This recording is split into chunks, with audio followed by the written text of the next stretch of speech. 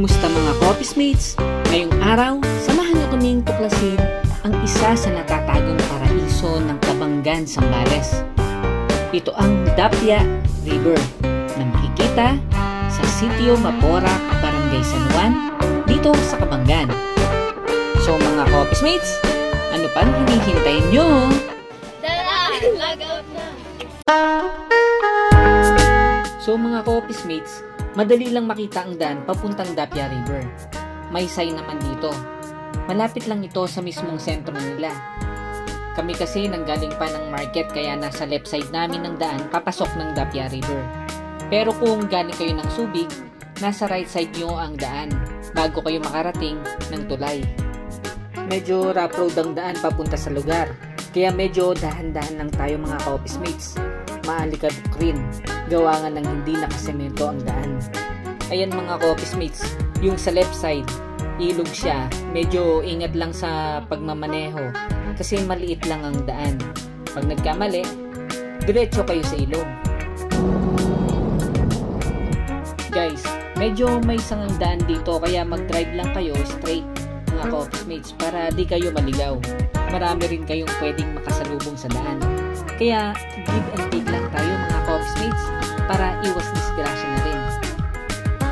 Bali, pagkarating ninyo ng tulay, mag right side lang kayo papasok sa Sitio Maporac. Kailangan nyo lang huminto dito para magbayad ng parking fee na 30 pesos.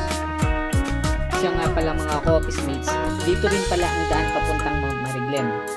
Ito yung bagong sumisikat na bundok ngayon para sa mga mahilig mag-hike. Meron itong taas na 573 meters above sea level na good for beginners na rin. Pwede nyo nga itong akitin mga Coffees Mates. Then pagbaba ninyo, direksyon na kayo sa Dapia River.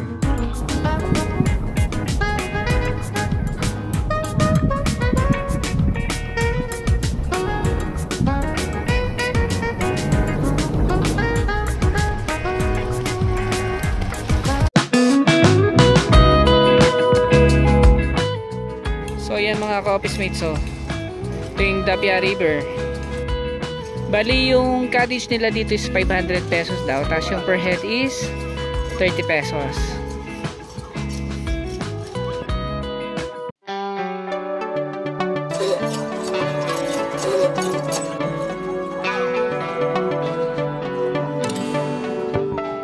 Bali pagkababa namin, inuna na namin ang pag-prepare ng mga foods. Yung mga binili naming pusit kanina sa Kabanggan, sa may dagat. Guys, ito yung mga nag-iiyaw na takot sa usok. Yan o, tatlo pa silang nag-iiyaw, tas nakasilong lang sila sa ubo. Yan o, yan o. Tignan mo yung mga mukha nila. Yan o, yan o. Gusto mo na lang ito. Yan ha.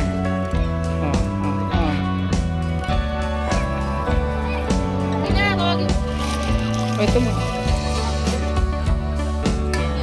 Ayan guys, so nakaluto na kami. Kakain na. Yan yung binili namin pusit. Kailangan lang. Ito lang po.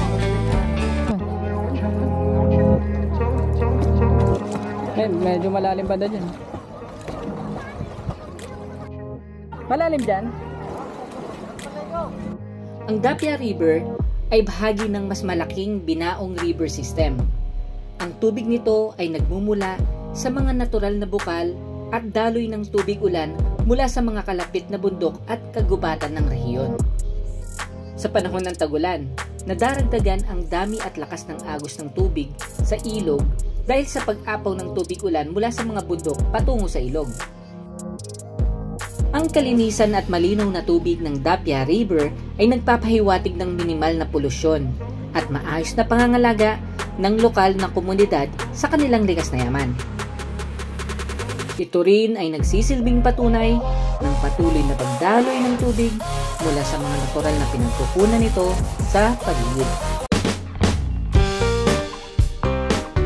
Pagkatapos nyo palang magpunta sa Dapia River, pwede kayong magmerienda dito sa Bonitas Restaurant. Medyo malapit lang ito pagkalabas nyo sa main road ng Kabanggan. Masasarap ang mga foods nila dito. Meron din silang mga dessert tulad na lang nitong halo-halo. Pauwi na kami. So, dahil medyo nainitan kami. Yan, bago kami umuwi, pumunta kami ng Bonitas. Ulit. Kagabi kasi dito kami kumain. So, tinry namin yung special halo-halo nila. Yan. Located here in Longos, Kapangan, Zambales. Try natin. Hi guys! So, pauwi na kami. Enjoy naman po yung ano namin dito, yung stay namin dito sa Dapia River. Napaka-cool kasi ng lugar, and then tamang-tama yung ano, yung tubig. Hindi siya sobrang lamig, hindi siya mainit. So, tamang-tama lang. So, yun guys. Nakaka-relax yung water pala dito guys. Yan. So,